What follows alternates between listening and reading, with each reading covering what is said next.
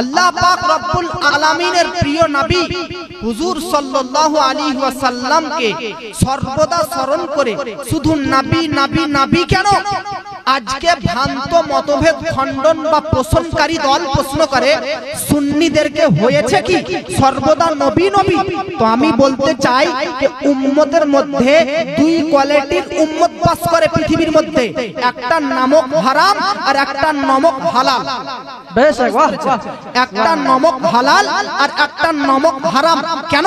কারণ যারা প্রশ্ন করে যে উম্মত শুধু সুন্নি দল নবী নবী কেন, পৃথিবীতে আমার নবী এসার পর, পৃথিবীতে আমার নবী পদার্পণ করার পর, পৃথিবীতে নবীর যখন আবির্ভাব হয়েছে, পৃথিবীতে যখন নবী প্রকাশ্যভাবে পৃথিবীর মধ্যে এসেছে, তো সাজদারত অবস্থায় উম্মতি উম্মতি করেছে। হুজুর সাল্লাল্লাহু আলাইহি ওয়াসাল্লাম পৃথিবীর মধ্যে কাফির ও মুশরিকদের যন্ত্রণা, কাফির ও মুশরিকদের বেদনা, কাফির ও মুশরিকদের আঘাত সহ্য করার পরেও উম্মতি উম্মতি করেছে।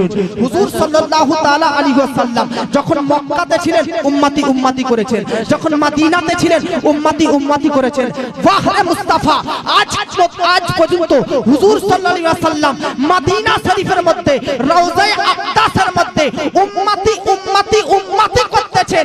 এখন যারা নমক হালাল, তো নবী যদি উম্মতি উম্মতি করতে পারে, তো যে উম্মত নমক হালাল তারা নবী নবী করবে, যারা নমক হারাম তারা নবীর বিরোধিতা করতে থাকবে। নারে তাকবীর, নারে রিসালাত, নারে রিসালাত, মাসলাকে আলা হযরত, মাসলাকে আলা হযরত। শুধু তাই নয়, পৃথিবীর মধ্যে শুধু নয়, হাসরের প্রান্তরে পর্যন্ত সমস্ত নবী নাফসি নাফসি, আর আমার আপনার নবী। প্রশ্ন হচ্ছে সমস্ত নবী নাফসি নাফসি কেন, আর আমার আপনার নবী উম্মতি উম্মতি কেন? হযরতে আদম আলাইহিস সালাম থেকে আজ পর্যন্ত যতজন মানব আছে, প্রত্যেকটি মানব, প্রত্যেকটি মানুষ নাফসি নাফসি, নিজের কি হবে নিজের কি হবে, আর আমার আপনার নবী উম্মতি উম্মতি, উম্মতের কি হবে উম্মতের কি হবে। প্রশ্ন কেন? কারণ আল্লাহ পাক, একটা কথা মনে রাখবেন, যে কোনো ভয়ঙ্কর দৃশ্য, যে কোনো নিজের জীবনে কোনো একটা ভয়ঙ্কর দৃশ্য যখন ঘটাতে যাবেন, তো তার পূর্বে প্র্যাকটিস করতে হয়। পরীক্ষার্থী যারা এক্সামিনেশন হলে পরীক্ষা দেয়, সেই ছাত্র ছাত্রী স্টুডেন্টসরা পরীক্ষা দেওয়ার পূর্বে প্র্যাকটিস করে। তাই করুন না, প্র্যাকটিস যদি না করে তো পরীক্ষা হলে পরীক্ষা দিতে ভয় করবে। আল্লাহ পাক কোরআনের মধ্যে বলেছেন মুসা আলাইহিস সালাম সম্পর্কে, কে মুসা? একদিন হঠাৎ করে আল্লাহ পাক বলতেছে, এ মুসা তোমার হাতে কি? বলছে লাঠি। চলো ফেলে দাও। যেমনই ফেলে দিয়েছে ওই লাঠিটা সাফ হয়ে গেছে। अब মুসা নবী ভয় খেলেছে, সাফ। আল্লাহ পাক বলতেছে ভয় করার কোনো প্রয়োজন নেই, চলো ধরো।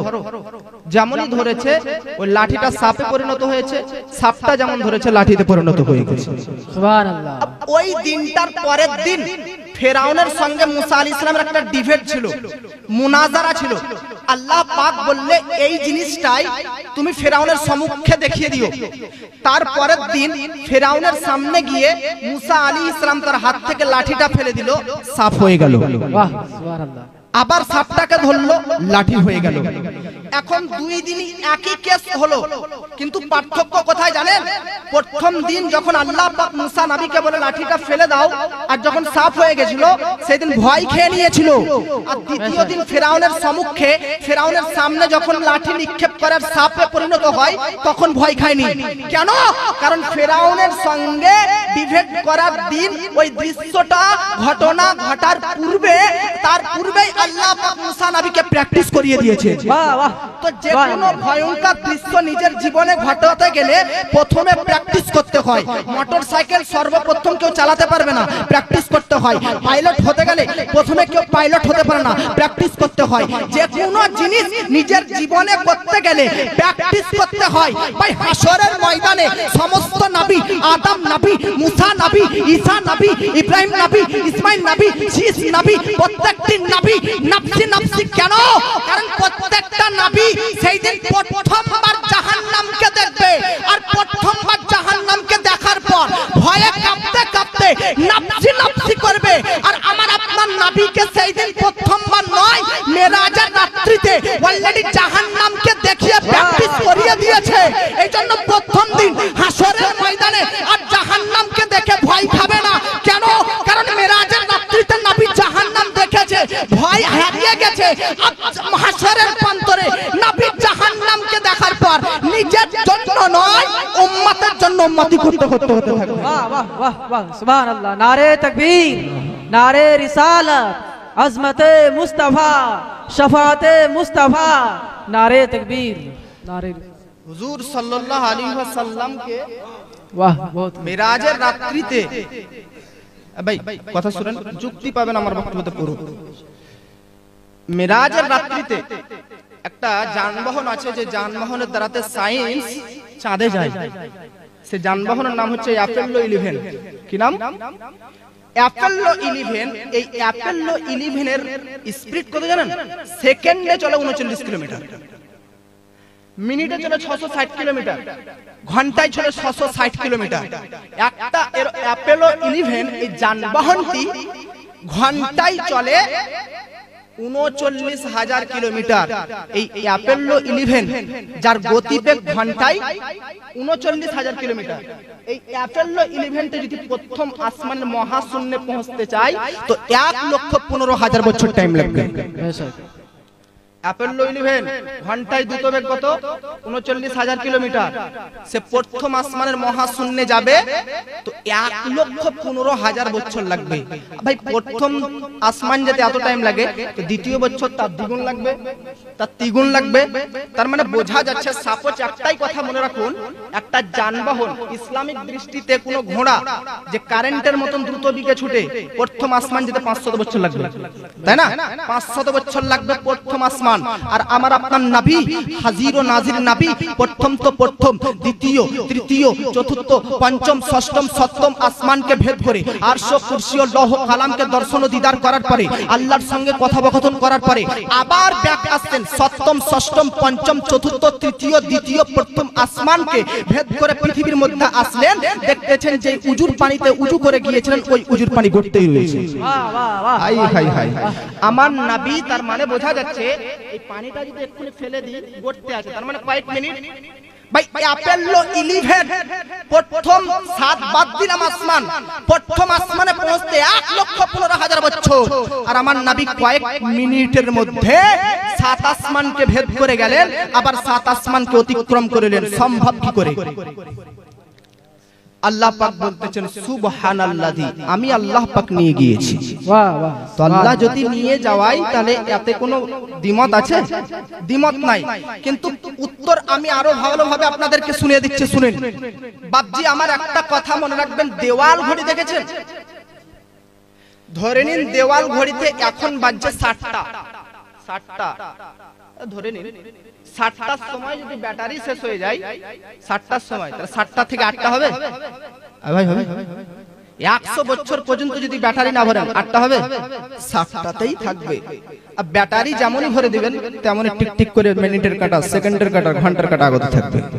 প্রশ্ন, ভাই ঘড়ি 7টা থেকে 8টা 100 বছর পর্যন্ত ব্যাটারি ভরলাম না, এগোলো না কেন?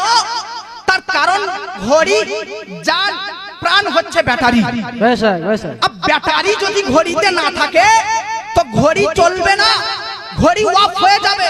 100 বছর পর্যন্ত যদি আপনি ঘড়িকে বিনা জানে বিনা ব্যাটারিতে রাখেন তো ওই 7টাতেই থাকবে। যেমনই ব্যাটারি ভরে দিবেন তেমনই ব্যাটারি ঘড়ি চলতে থাকবে। আল্লাহ পাক উলামায়ে মুতাকাদ্দিমিন এই কথার উপর তিনারা তাহকিক করে বলেন কেম নবীকে মেরাজে কত সময় লেগেছে আল্লাহ জানে, কিন্তু পুরো পৃথিবীর জান নবী মুস্তাফাকে বানিয়ে দিয়েছে। वाह वाह। যখন নবী এই দুনিয়া থেকে আসমানে গিয়েছে তখন পৃথিবী ওয়াফ হয়ে গেছে, ওয়াফ, পৃথিবী চলাচল বন্ধ, পৃথিবী নড়াচড়া করা বন্ধ। নবী আসমানে গেলেন, আসমানে যাওয়ার পর আল্লাহকে দর্শন করলেন, আবার আসলেন। অর্থাৎ পৃথিবীটাও একটা ঘড়ির মতন, ঘড়িতে ব্যাটারি না থাকলে যেমন ঘড়ি চলে না, আরে ঘড়ির জান তো হচ্ছে ব্যাটারি। পুরো পৃথিবীর জান মুস্তাফা, মুস্তাফা যখন পৃথিবীতে নাই, পৃথিবী বন্ধ। अब মুস্তাফা যখন মেরাজের রাত্রিতে ভ্রমণ ও দর্শন করার পর চলে এসেছে তখন পৃথিবী চলতে আরম্ভ করে দিয়েছে। এইজন্য আলা হযরত আজিমুল বরকত মুজাদ্দিদিন ও মিল্লাত কানজুল কারামাত জাবালুল ইস্তিকামাত শাইখুল ইসলাম ও মুসলিমিন আয়াতুম মিন আয়াতিল্লাহ মুজিজাতুম মিন রাসূলিল্লাহ কারামাতে গাউসুল আযম আশিকে নবী ওলিয়ে কামিল ফাকিহে ইসলাম ইসলামিক চিন্তাবিদ দার্শনিক বৈজ্ঞানিক হিজরি 1400 শতাব্দীর শ্রেষ্ঠ মুজাদ্দিদ বিশ্ববরণ্য লেখক সুন্নি জগতের সম্পদ হামিয়ে সুন্নাত মাহিয়ে শিরক বেদাত ভ্রান্ত মতভেদের খণ্ডনকারী মহা সংস্কারক জ্ঞানের এনসাইক্লোপিডিয়া মুফাসসিরুল কুরআন মুবাল্লিগে ইসলাম আশা ইমাম আহমদ রাজা ফাজিলে বেলালবী আলাইহি रहमत व रिजवान बोले कि वो जो ना थे तो कुछ ना था, वो जो ना हो तो कुछ ना हो, जान है वो जहां की, जहान है तो जान। वाह वाह सुभान अल्लाह, वाह वाह बहुत खूब। अल्लाह या रसूल जिंदाबाद जिंदाबाद अल्लाह या रसूलुल्लाह। আল্লাহ পাক এই পৃথিবীতে, আচ্ছা ভাই পৃথিবীতে আল্লাহকে কেউ দেখেনি সচক্ষে চর্ম চোখে? কিছু শোনাবে আইয়ুব আলাম নিজামী বলতেছিলেন ও তো ইমাম আজম আবু হানিফা 100 বার আল্লাহকে দেখেছেন। তোমাদের আলাদা ব্যাপার, কেমন করে দেখেছেন আল্লাহ ওটা আলাদা ব্যাপার, কিন্তু সচক্ষে চর্ম চোখে চামড়ার চোখে আল্লাহকে আমার নবী ছাড়া কেউ দেখেনি। বেশক বেশক। আল্লাহকে দেখলেন নবী, কোন পৃথিবীর মানুষকে আল্লাহ দেখালেন না কেন? তোর সিস্টেম হচ্ছে, বিধান হচ্ছে কোন মানুষকে দেখাবো না, কিন্তু প্রত্যেকটা নবী পৃথিবীতে আসার পর বলে গিয়েছে আশহাদু আল্লা ইলাহা ইল্লাল্লাহ, আশহাদু আল্লা ইলাহা ইল্লাল্লাহ, অর্থাৎ আমি সাক্ষ্য দিচ্ছি আল্লাহ এক। এখন বলুন তো, সাক্ষ্য দেওয়ার জন্য দুটো জিনিস প্রয়োজন, একটা কি নিজের চোখে দেখা, তাই না? কোন ঘটনা সম্পর্কে যদি আপনাদেরকে আমি বলি, তো যতক্ষণ না নিজের চোখে না দেখব তো সেই সাক্ষ্যটা সম্পূর্ণ হবে না। পরিপূর্ণ সাক্ষ্যটা সম্পূর্ণ তখনই হবে যখন নিজের চোখে দেখব। পৃথিবীর মধ্যে হযরতে আদম এসেছে, আল্লাহ এক তার বাণী প্রচার করেছে। ইব্রাহিম নবী পৃথিবীতে এসেছে, আল্লাহ এক তার বাণী প্রচার করেছে। ইসমাইল নবী পৃথিবীতে এসেছে, আল্লাহ এক তার বাণী পৃথিবীর মধ্যে প্রচার করেছে। তখন কাফির মুশরিকরা বলতে বাধ্য হয়ে যেতে পারে, বলতে পারে সব নবী তো এসেছে আর বলেছে আল্লাহ এক, আল্লাহ এক, আল্লাহ এক। কেউ কি নিজের চোখে আল্লাহকে দেখেছেন? তো বিধান হচ্ছে এটাকে আল্লাহকে কেউ দেখতে পাবে না। কোরআনের মধ্যে আল্লাহ পাক বলে ওয়ালিল্লাযিনা আহসানু জিয়াদাতান, কিন্তু পৃথিবীর মধ্যে যদিও বা কেউ আল্লাহকে দেখতে পাবে না, হাসরের মাধ্যমে, হাসরের মধ্যে কিয়ামতের দিনে সূর্যের মতন প্রত্যেকটি মুমিন ব্যক্তি নিজের চোখে আল্লাহকে দেখতে পাবে। বাহ বাহ সুবহানাল্লাহ। তো বিধান হচ্ছে পৃথিবীর মধ্যে কোন ব্যক্তি আল্লাহকে দেখতে পাবে না, কিন্তু এদিকে আছে সাক্ষ্যকে সম্পূর্ণ করতে গেলে, সাক্ষ্যকে পরিপূর্ণ করতে গেলে আল্লাহকে দেখা শর্ত। এইজন্য আল্লাহ পাক বললেন যে আমি পৃথিবীর মধ্যে একটা নবীকে নিজের দিদার দিয়ে এই কাফির ও মুশরিকদের প্রশ্নের উত্তর দিয়ে দিব যে আমি হ্যাঁ আছি, কিন্তু একজনকে দেখাবো। দেখাবো কাকে? দেখাবো কাকে? তখন আল্লাহ পাক মুআজ্জাজ সামাইনে কেরাম দেখালেন তাকে যার নাম আরশে আল্লাহর সঙ্গে লেগে রয়েছে। আল্লাহ পাক দেখালেন তাকে যার ওসিলাতে হযরতে আদম আলাইহিস সালাম তওবা কবুল হয়েছে। আল্লাহ পাক দেখালেন তাকে যার ওসিলাতে হযরতে ইব্রাহিম আলাইহিস সালাম অগ্নিকুণ্ড থেকে নিস্তার পেয়েছে। দেখালেন তাকে যার ওসিলাতে হযরতে ইউনূস আলাইহিস সালাম মাছের পেট থেকে নিস্তার পেয়েছে। দেখাচ্ছেন তাকে যার ওসিলাতে আল্লাহ পাক হযরতে নূহ আলাইহিস সালামের নৌকা জুদি পর্বতে ঠেকিয়েছেন। দেখালেন তাকে যার ওসিলাতে পুরো পৃথিবীকে তৈরি করা হয়েছে। वाह वाह सुभान अल्लाह सुभान अल्लाह। नारे तकबीर, नारे रिसालत, मसलके आला हजरत, उलमाए अहले सुन्नत, मुकर्रे बेमिसाल हजरत मौलाना इस्माइल रजा नूरी। बाबजी আমার नारे तकबीर। পৃথিবীর মধ্যে আল্লাহ পাক অনেক নবীকে প্রেরণ করেছে। আমার আল্লাহ পাক পৃথিবীর মধ্যে হযরতে আদম আলাইহিস সালামকে প্রেরণ করেছেন, হযরতে নূহ আলাইহিস সালামকে প্রেরণ করেছে।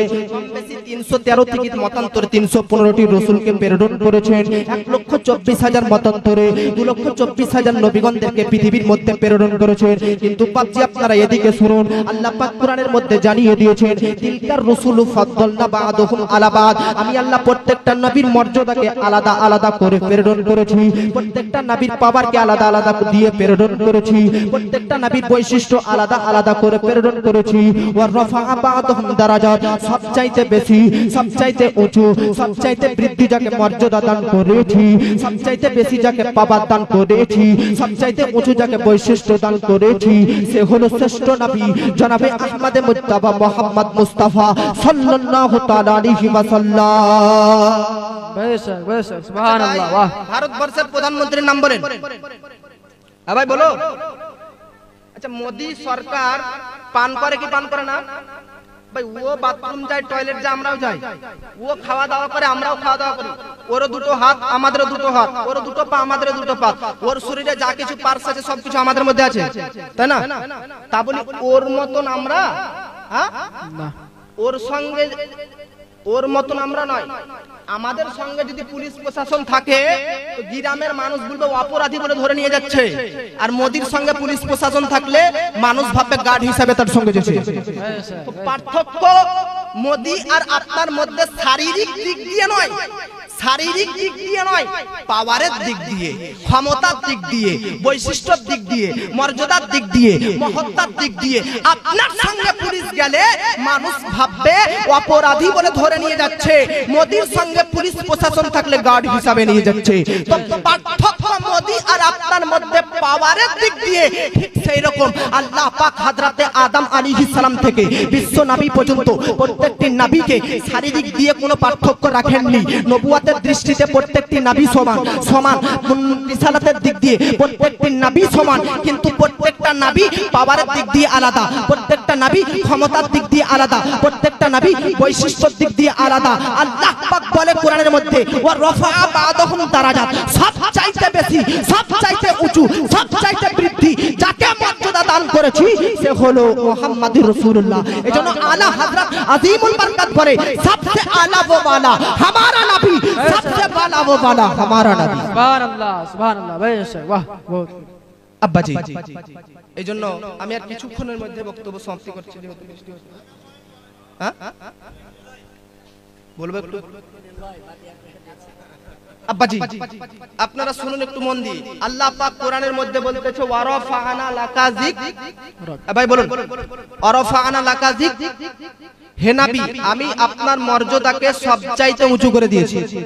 ওয়ারাফা'না রাফা'a রাফা'a রাফা'ু, এত তালিব ইলম বসে রয়েছে, রাফা'না জামা মুতাকাল্লিম আছে না, আমি আল্লাহ উঁচু করে দিয়েছি লাকা তোমার জন্য তোমার মর্যাদাকে।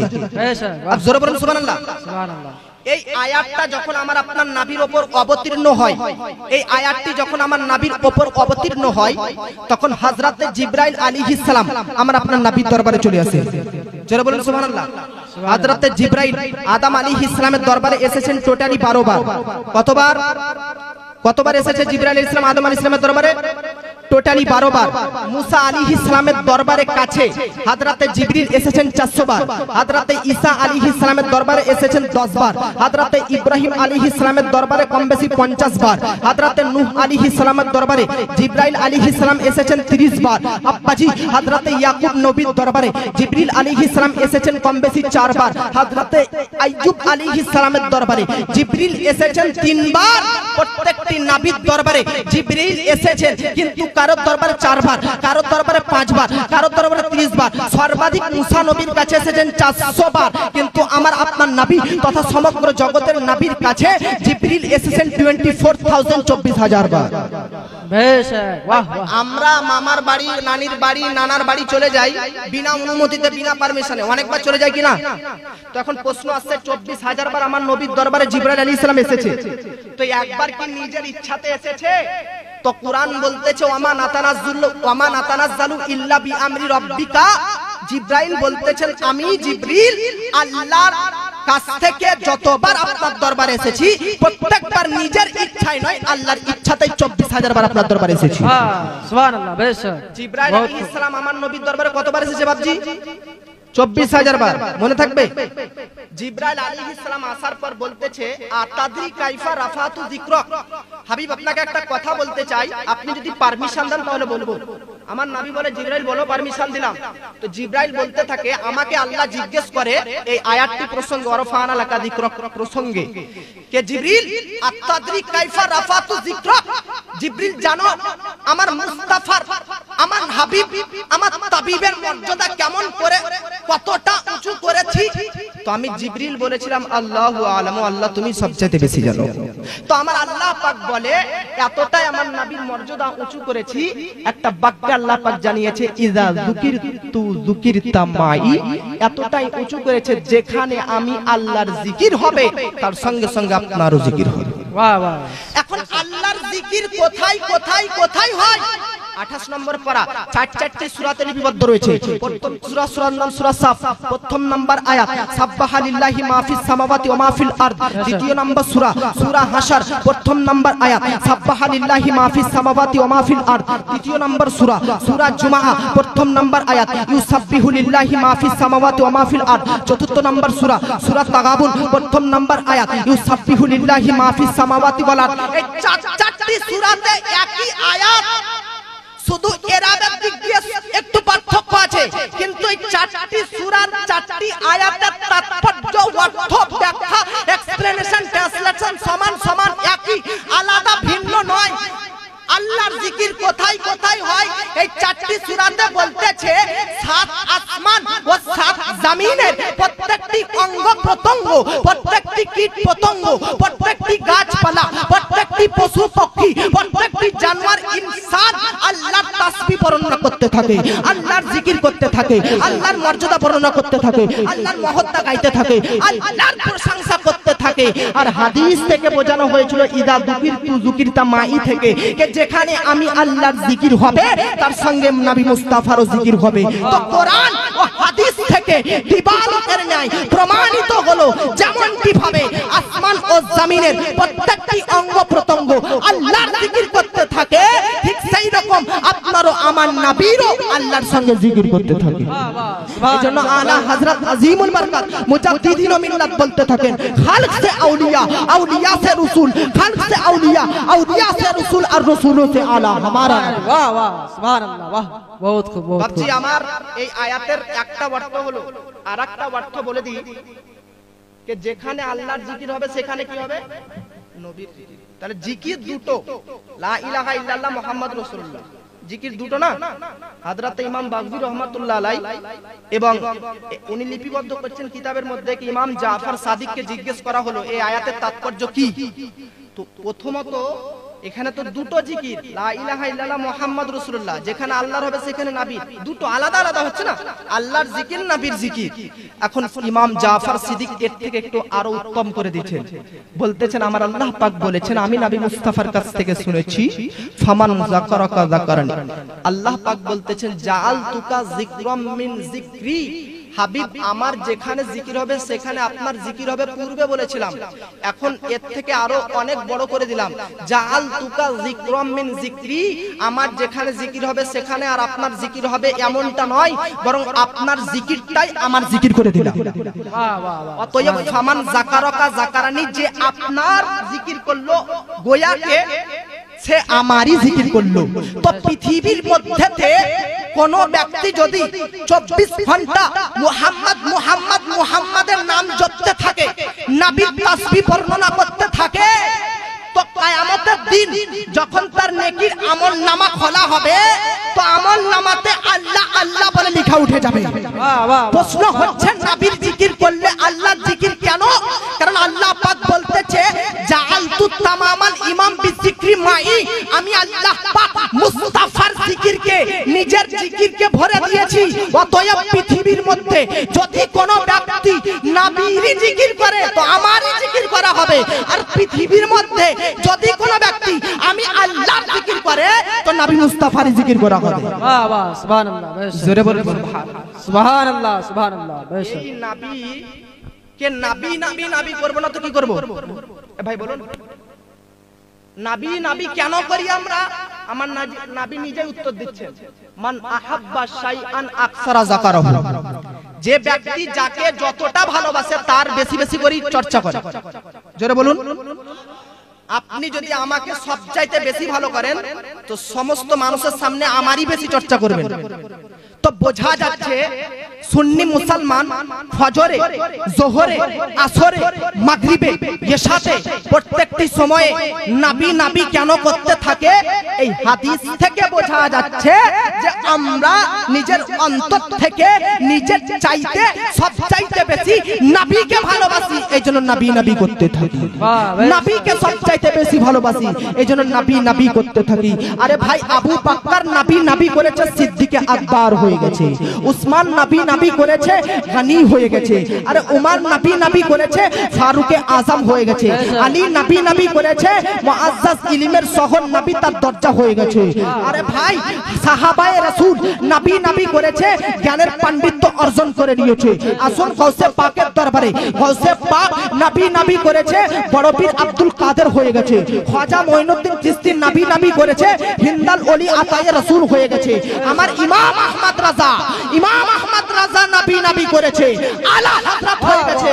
আর মুসলমান আক্তার রাজা খান নবী নবী করেছে, তাজুশ শরিয়া হয়ে গেছে। वाह सुभान अल्लाह। नारे तकबीर, नारे रिसालत, मसलके आला हजरत, फैजाने हुजूर ताजुश शरिया जिंदाबाद, जश्ने दस्तार बंदी, नारे तकबीर, नारे रिसालत।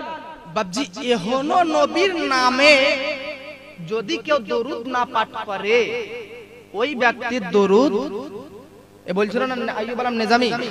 আচ্ছা ভাবুন তো, এটা স্ক্রিন টাচ মোবাইল, আর এই ভাইয়ের কাছে একটা স্ক্রিন টাচ মোবাইল আছে। আমি যদি ওর মোবাইলে একটা মেসেজ পাঠাই, আর যদি ডাটা অন না করি, নেট যদি অন না করি, নেট চালু না করি, মেসেজ যাবে? ভাই যাবে? তাহলে বোঝা যাচ্ছে একটা মোবাইল থেকে আরেকটি মোবাইলে মেসেজ সেন্ড হওয়ার জন্য মেসেজ শেয়ার